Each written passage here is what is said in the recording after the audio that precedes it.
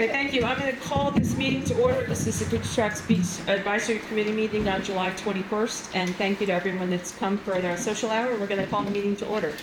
The first item on the agenda is approval of the June 16th minutes that were circulated for Louisa. Any comments or corrections? Motion to approve? So moved. Okay, is there a second? Okay, thank you. Any more discussion? Okay, all those in favor? Aye. Okay, super, thank you. The next item on the agenda is public comment for anything that's not on the agenda, so I don't know if there's anybody here that wants to bring up anything. Please come up and get the microphone and identify yourself. I'll give it to you. We'd love to hear what you have to say.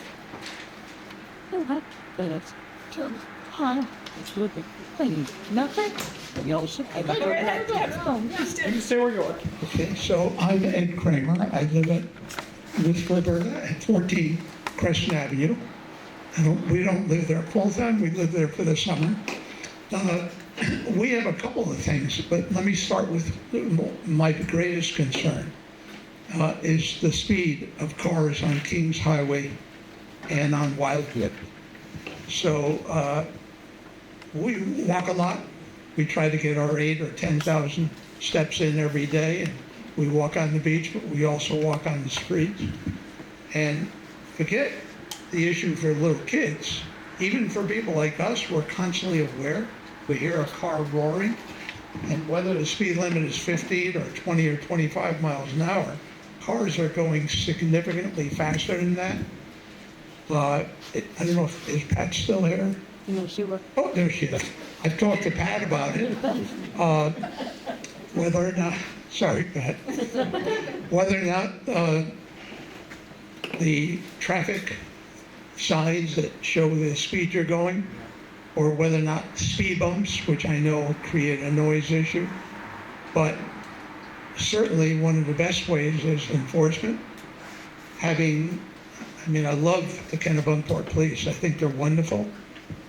Fortunately, I've only had positive dealings with them over the 45, 50 years we've been coming up here. But it's just sometimes Robert and I will yell at someone when they go by, saying, slow down. Sometimes they give us the finger. One of the biggest abusers of it is contractors with their trucks. So I think that is my most important items. We've seen, besides seeing, some of the UPS trucks and the FedEx trucks moving really fast on the streets, coming around curves, I see all these young kids on their bicycles with training wheels, and I think the parents are either, not really realize that, the kids don't stop at corners. You have cars barreling down. I've seen some really dangerous situations, and I'm concerned, and I don't really know what the solutions are. I know everything is costly to do, and what money is available, but speed bumps, something has to be done, really. I think you're going to have an accident at some point, and, I think we have to take action about something like that. Did you have something else, Tip? No, I have one other question to ask you. Yeah, please go ahead. No, there's nothing to do with traffic. What are the rules in terms of if someone has property, can they keep, let's say, an old school bus on their property that's falling down and there's the shore things crawling around in it? Is that okay? Or if it's your property, you can do whatever you want? it's on Proctor, right off King. And the reason if it's yours, and that bus is still there, and we're just like, it's falling apart, it's an eyesore, and it's probably a health hazard, because you don't know what's in that bus and what's crawling around. So is there anything we could do? Either if they have to clean out the bus, I don't know. I think that's, you have other pieces of property that literally look like the house is going to fall down, and nothing either can get done about it because someone owns it. I don't know. Maybe as Roberta just mentioned about a house falling down, at what point and I would assume, John, this would be more for you than for the advisory. At what point does a property get condemned?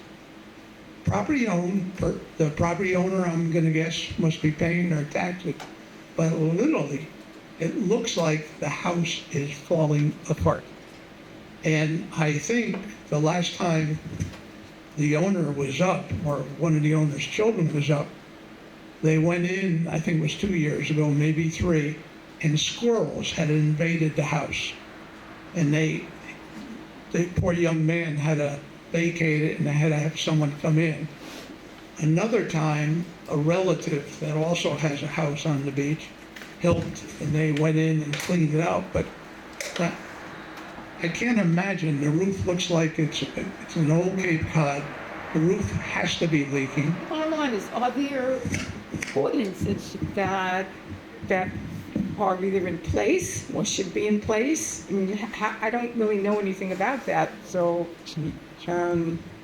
No, but, and I'm glad you did bring up the fact that is something that really is kind of more of a town issue than the beach advisory committee issue. And really, although speeding is one that we have adopted because of a safety concern, it's really kind of on the edge of things that we can do, as a committee here. So these comments for as far as condemning a property, that is would be under the auspice of the planning department and code enforcement department of town, and those comments and requests would be put to them, and they would come out and look at it. I can't read you what the regulations are, but they would know that, and that's important, and it goes the same for the school bus. The fascinating aside about that particular property, I know another homeowner that would pay $1.5 million to buy that piece of property. Yeah. And knock it down, and then be able to have the land underneath it and adjacent to it. So, okay, no, thank you. Appreciate Are there any other people that have comments? Thank you. Okay. Thank you. We'll talk a little bit about speeding too when we get to the okay, perfect. So we're going to move on to the working group reports. I think the first one is communications. Holly, was like, update on what you can do, and I'm going to pass this down to you. Let's chat. Yes. Hi, everyone. One of the items just is that we're working on is trying to get the beachfront owners to have their house numbers on the beach side, and I think this even came up last year. I know there was a letter sent to all beachfront owners about 2 years ago, but there's still very little compliance. As a matter of fact, we just got ours in the last month or so. We've created a flyer, and we will be taking it house to house. I think we're also going to do it via mail as well to make sure that there are a couple of touch points. So if you know anybody who's a beachfront, or, again, the urgency is that if there's an accident or emergency on the beach, 10 seconds, the amount of time to get a firefighter there or an emergency person to the beach, to be able to say, I'm right in front of house number such and such, makes such a difference. And that's kind of the impetus for us to do this and trying to get at least, some compliance. Right. She's perfect. Nice. Good. And Holly also. Sure. Holly's also the keeper of our distribution list, so if you have any questions about the mailing list, she's reach out to about that. Yep. Thank you. For anything that we send out. Yeah, thanks a lot, Holly. Fun. Okay, so next we're going to do public safety. So Chaz, you want to there's a Thank you. On the issue of the speeding issues, that's a perennial challenge here, as we all know. And the police force is a small one here in Kennebuck, Florida. They 2 officers on patrol from the whole town at a particular time, so enforcement by officers has its limits, I think. But the town has painted the lines on the sides of the roads, which traffic engineers say actually slows people down a little bit. And then the speed bump that we're familiar with on New Bedford Road is not there this year. because the old one, the bolts, basically torn the road up, and we can't put it where it was. Just put it in today. Oh, they put it in, great, okay. Well, Public Works people are trying to get to it. We'll figure a second. Yep. And then this issue of what's actually going on with speeding, the chief of police we've been talking to is organizing to share some data with us. Those speed signs actually collect data. We've got a volunteer committee who's our working group, just traffic engineer. So he'll do some standard analyses to tell us how many people are way over, how many people are 2 miles, what time, So hopefully by August we can have some more fact-based analysis. I know that I followed a hidden pond van coming over here, coming on the Dyke Road, came out. He was 35 in the 25 zone, and 42 at 30 mile an hour zone. At the end of the day, and he was looking to get home, I suspect. It's always going to be a problem because there's where people aren't used to going that slow. So you're at the beach with children, old people like the rest of us. I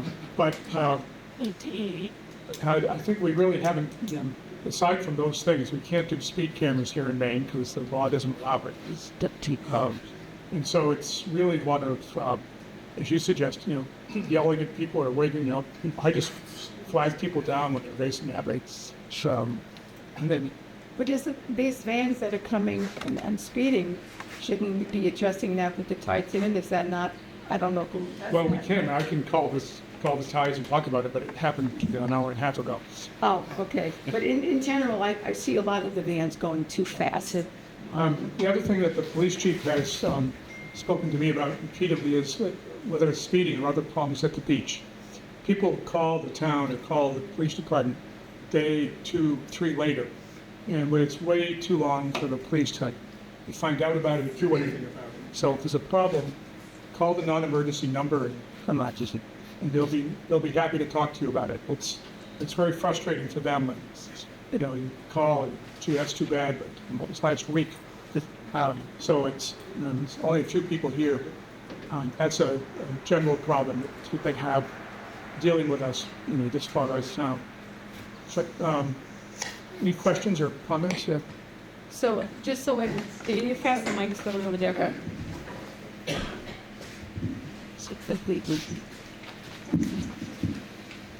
So just so I understand, a couple of meetings ago I envisioned, was there a possibility of getting the solar speeding signs like we have in the side doors or the main road?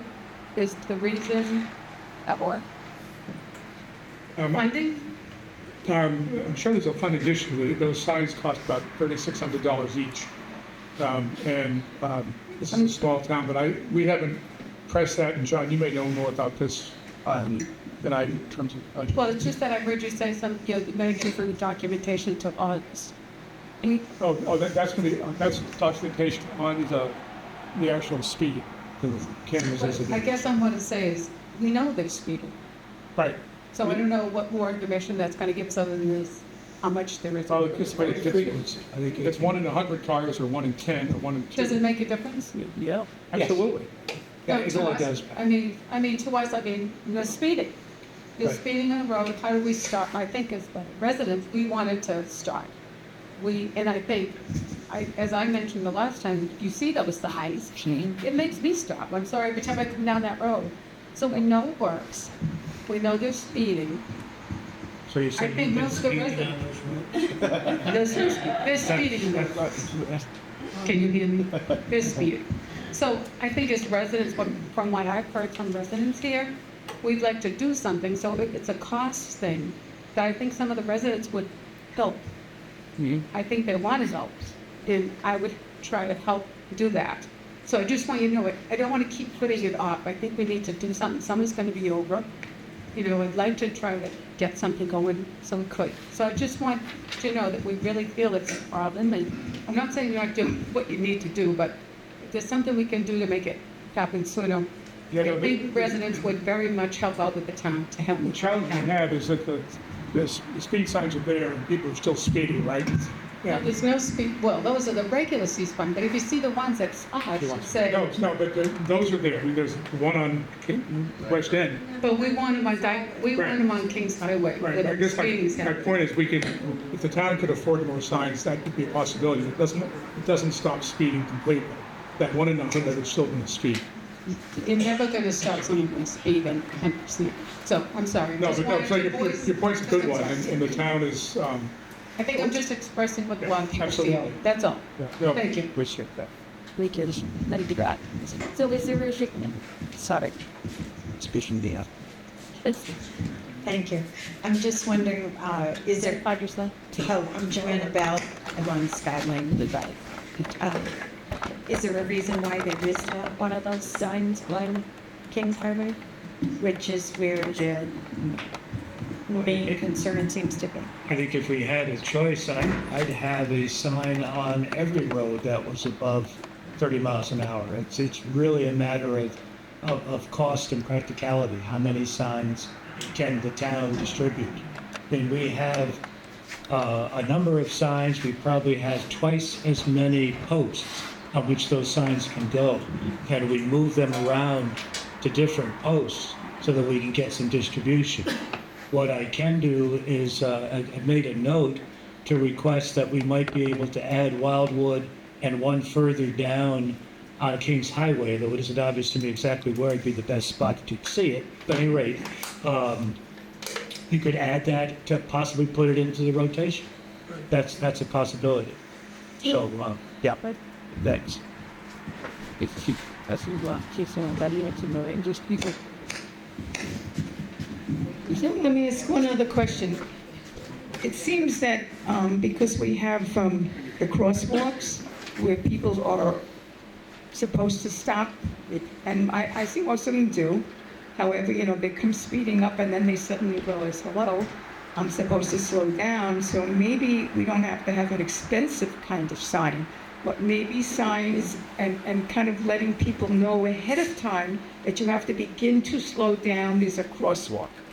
And then we only have X amount of crosswalks on Pierce Highway, I guess. Wherever there's a entrance to the beach, it would be great to give people a warning, because a lot of people just don't think, or I don't know what the issue is. I don't understand how they don't understand it's a place for people crossing the beach. For the beach, kids are ton of bicycles on the roads with the cars. I mean, it's a scary situation. Maybe I'm old and I don't, can't imagine riding my bicycle on that road, but I think there are other things we can do maybe that aren't as costly. Maybe, I don't know, we could look into some things to see, to give people warnings, or tell them there's heavy fines, something, to shake them up a little. These movies, that's a joke. Yeah, I think they do. Shonen, they just don't get the signs, knowing the speed, which they read. Hold on a second. Anyone pass that down to people? But Carol asked us if there's any more of the no need to speed signs. And I really don't know. There was a collection. Do you know, Dave, if there are any more? Have you seen more of them at the I office? think they've all been distributed last year. Yeah. All right, the police station, there were? Have you seen them recently? No. Yeah. Okay. Just a quick thought, because as you mentioned, particularly along Kings Highway on the east end, you've got so many crosswalks, people crossing over to the beach or coming up from there.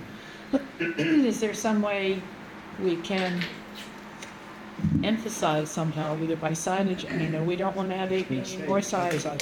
I know, but reminding people that pedestrians, it's yield to pedestrians in crosswalks, and maybe people will think, oh, I have to go a little more slowly along this, I don't know. Yeah, it's pedestrians anywhere. Yeah, in theory, but at least at the crosswalks.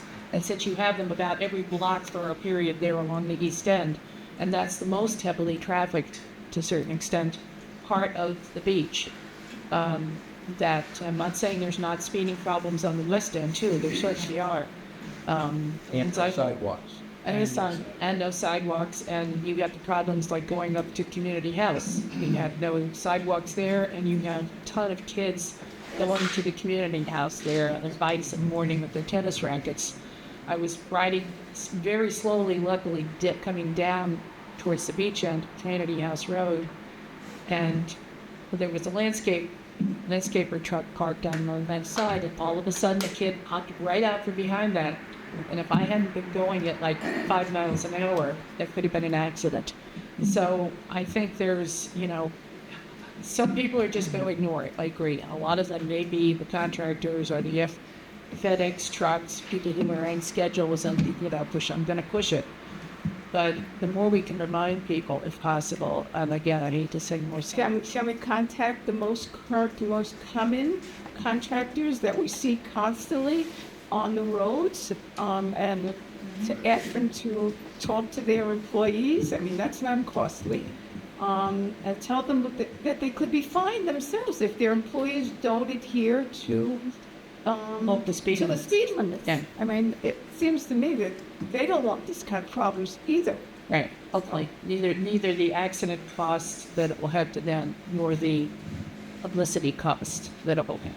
But, and I agree that, myself, you come off of 55 mile an hour street, as Mills Road is, and you turn onto Dyke Road, and I have at times, not so much in the summertime because I'm pretty aware of there being so many young people and kids and bicyclists, but it turned on there at times that I'm like, oh my God, I'm at a 30. I have to suddenly slow down. Because people are zooming down at 55 or 40 miles an hour because it's a problem. I mean, that's a scary Keep working on it. I don't know that there's an easy solution, but Do you remember when the bump used to be there? Yes. We used to call it the thank you man. Yeah, we go over it. Folks, I mean, Thank you, ma'am. It was a hell of a bump. The bloke, yeah, that was a great kid. That's all it is. need to put a bed. Thank you. Thank you. We're working on it. We don't have all the solutions right now. So, can we pass? Now we're going to move on to natural resources. I'm just going to speak for 2 seconds about the speeding too, because it's always been an issue, always. And it's more of a comprehensive plan. It's actually beyond the scope of this committee. The speeding is already part of what we're supposed to be doing anyways. But, signage, those electronic signs would help. There are a lot of crosswalks.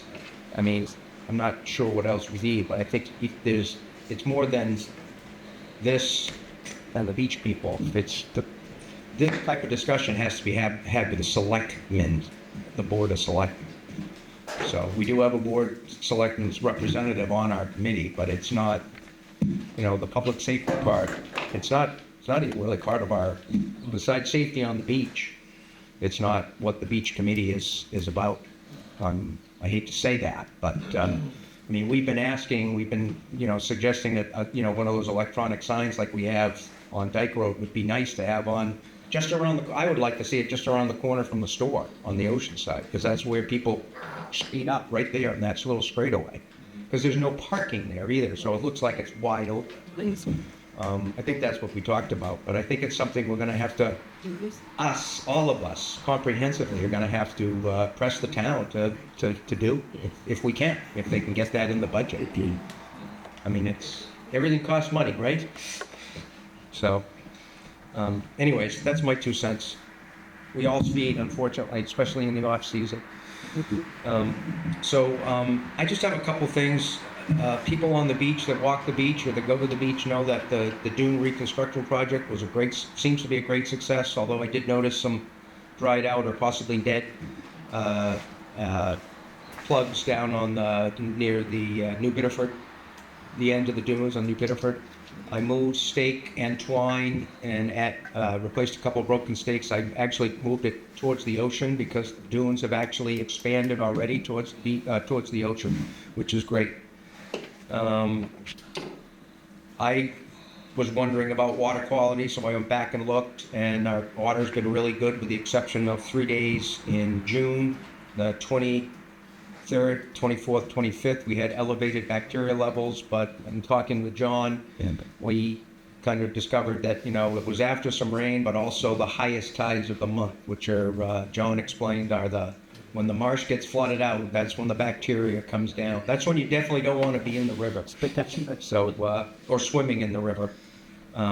But basically, if people are wondering about the water quality, you can go right to the town's homepage or the health department, and there's a Goose Rocks Beach or a beach water quality tab you can check on, and you get all the information. It's through the Maine Healthy Beaches program.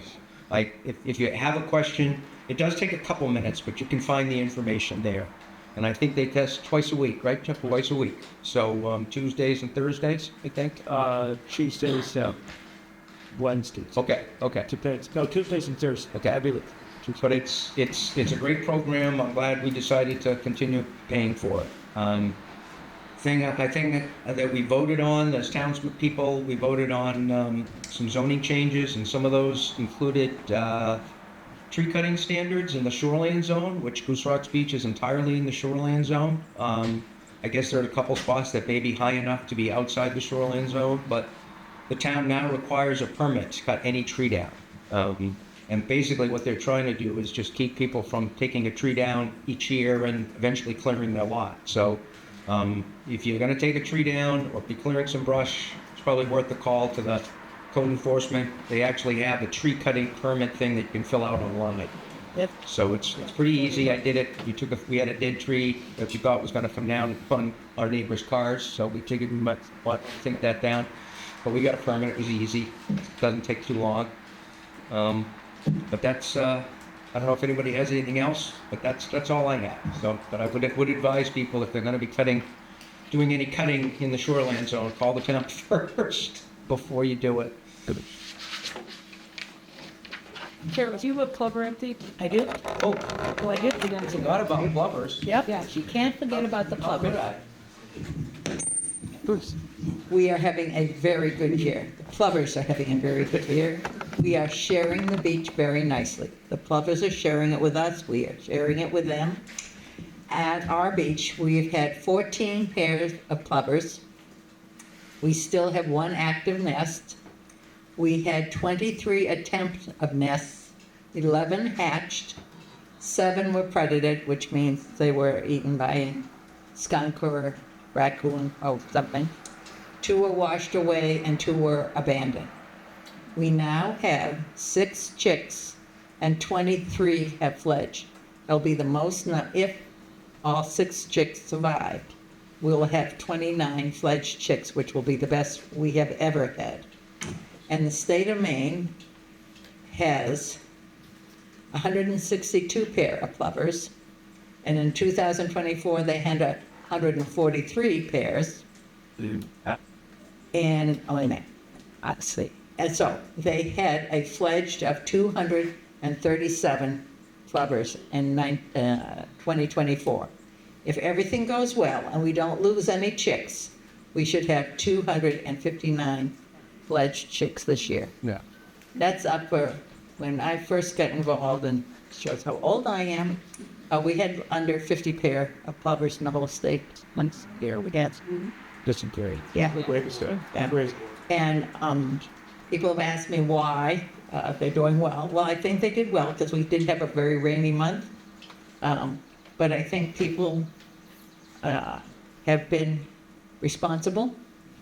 And if you teach their kids, the kids like the plovers, and the kids will teach their parents. So Hold on to the dogs. yeah, and people have been pretty good. You know, it's never perfect. Nothing's ever perfect. But I am known as a wicked witch of the West because I live at the West End. And I'm the one that stands on the deck and yells, "Put the dog on the leash." They've been pretty good. They've been pretty good.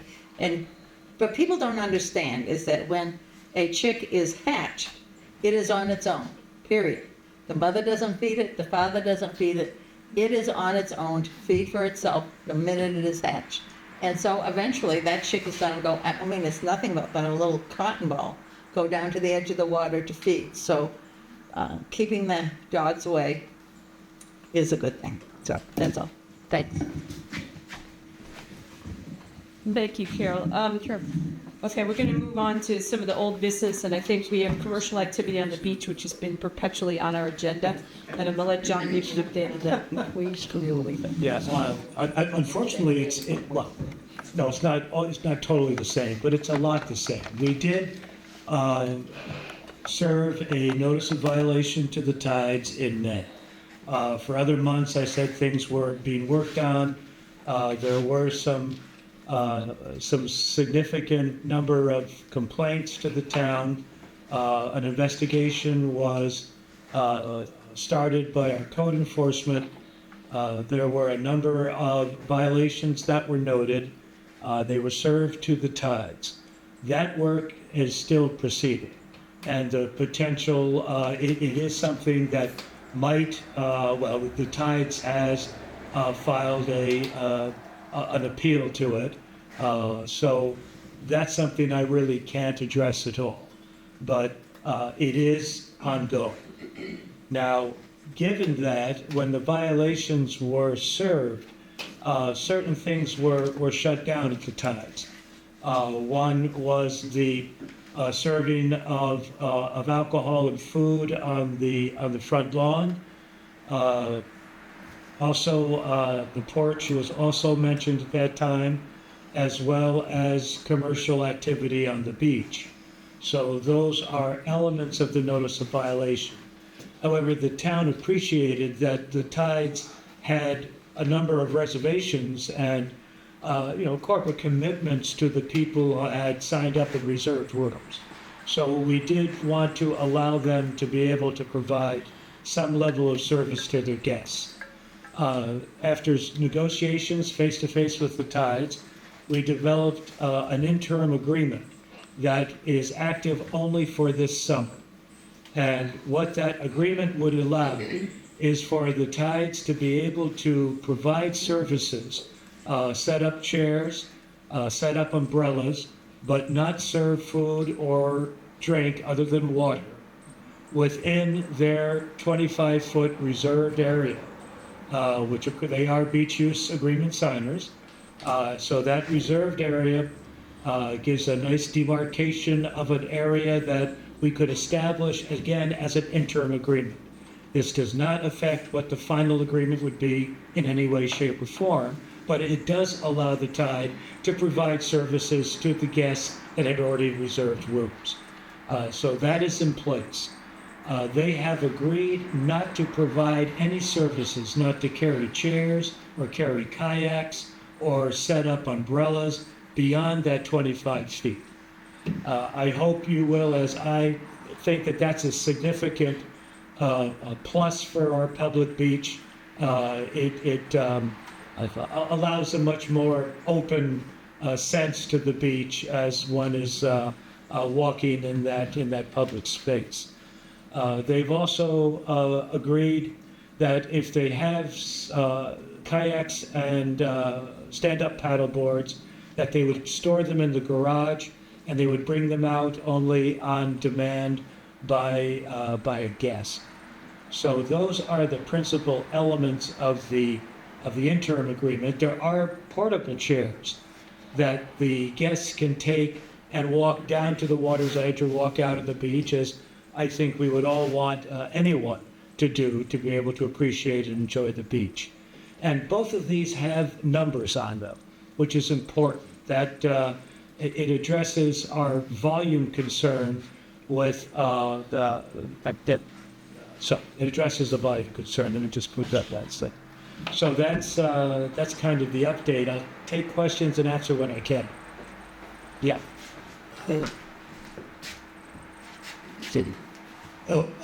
Again, thank you for what you've been doing. It's interesting.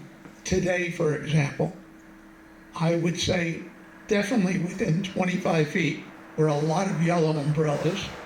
And then beyond the 25 feet were two new, they're using LLB blue umbrellas. Yes. Which I assume are not just a different color, but maybe easier for the individual to stake in the ground. Exactly. And to carry those portable chairs. Exactly. I took some photos a couple of days ago. I'm going to say maybe it was Thursday or Friday, or maybe even Saturday, where there were about 6 of those blue umbrellas. Yeah. Again, outside. But Yeah. today it was incredibly interesting. I made a comment to Roberta as we were walking by. Wow, look at those umbrellas. The yellow ones were all tightly within that confined area. Right. And so I think what you're doing is certainly working, at least for the time being. And thank you. Definitely good work. Yes, they want. Thank you, Joe, Update thank you on for that. the update. Yeah. Okay, I think the next item on the agenda is the trash transition, and, you know, it seems as though, I'd like to thank Fred Sackler for working on all the stickers that are on all the barrels in terms of encouraging people to leave things in the barrel, not alongside it, and I think for the most part, most things have been in there when I walked by. But I don't know if you have any other tidbits to share from the town standpoint. I don't think anything new unless there's some questions or concerns. Yeah. Folks. Okay. It's all working. I love mine, to be honest with you.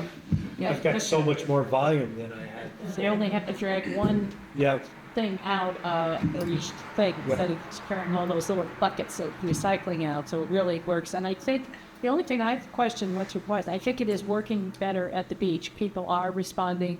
They have the bigger containers to put things in. I think I've only once seen, and I'm not there every day, seen somebody having left a beach chair next to it that could possibly fit in, whatever.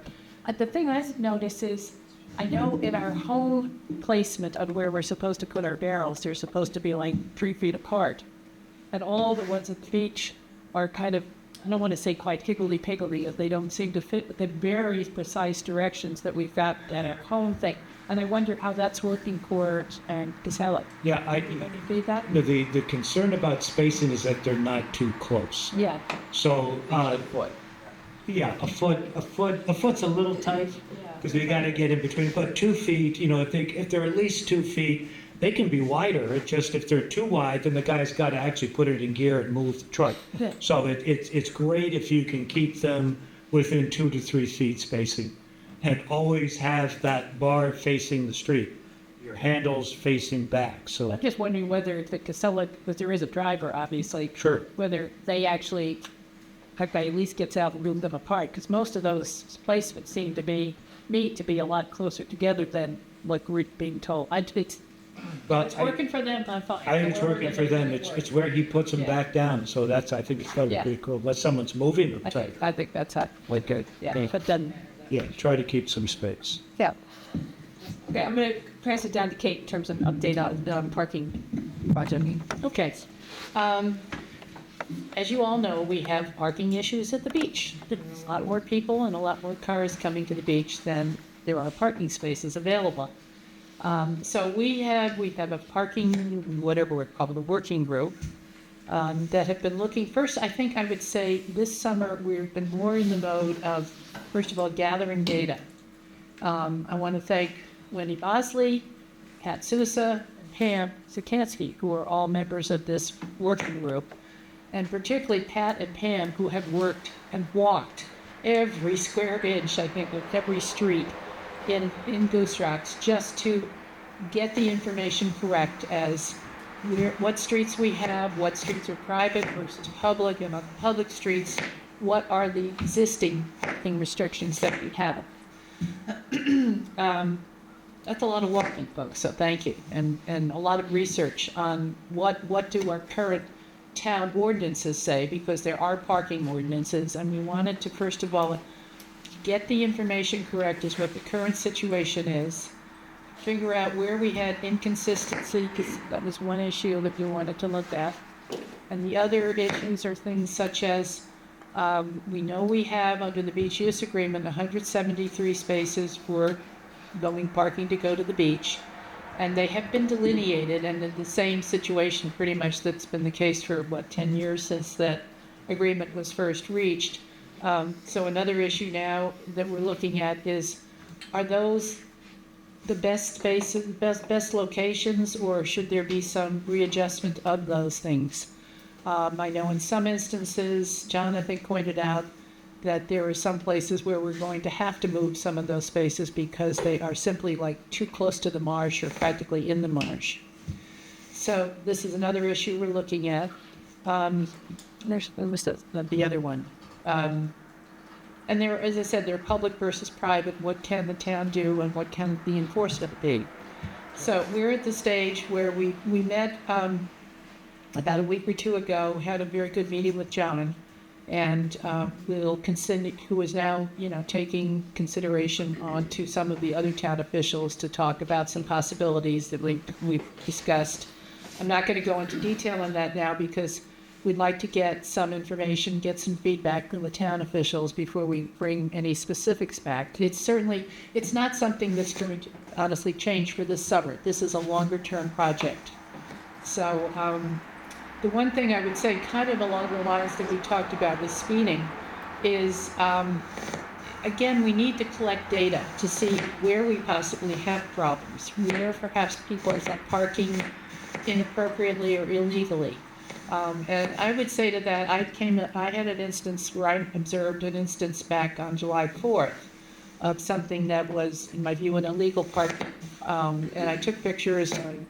I wrote an email to Chief Simeone about it because at the time I couldn't locate any of the community service officers, didn't happen to be at that end of the beach. I got a very nice email back from him a couple of days later, and he did say, quite frankly, it would be much better if somebody sees something that they believe, say, an illegal parking situation, take a picture, if possible, and send it to, call the police dispatch number, rather than sending him, as I did, an email that he might not see. And it's the same way with the speeding, that you don't hear about it until several days later. The more we can document, the better. And if in that type of situation where a car is parked illegally, if they hear about it by means of the non-emergency number, perhaps they can get a police officer there to take some sort of action. So we're just asking you to think about that going forward. Again, the more information we have, the better as to what the situation is, and are there difficult situations, are there problems that need to be addressed. I would. One of the things that one of the things that I've noticed is that we have parking spaces on Kings Highway, and then that just narrows the road. And then you have cars that are coming in to Kings Highway, and then you have people making turns at the same time. And it's really, I constantly say to them, that's an accident waiting to happen. There's not enough space for the person coming this way to make that right turn. It's just not wide enough to encompass all three cars actually at the same time. So I don't know how whether those things are things to be addressed or not, but I think we have to be aware that where we put some of these spaces, although I know we need to have them, they may not be safe.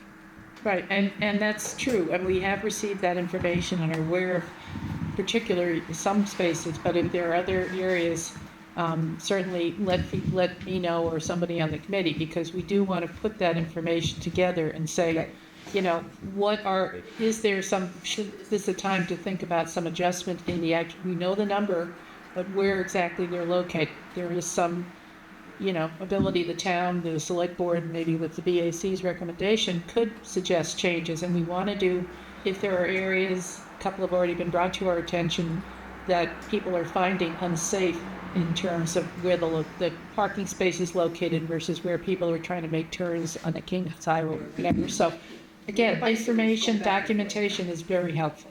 It's just, I think the spot that Roberta was talking about when we were walking down New Bedford, came to Kings Highway, and a car was turning, but there's a parking spot on Kings Highway, almost right at New Bedford.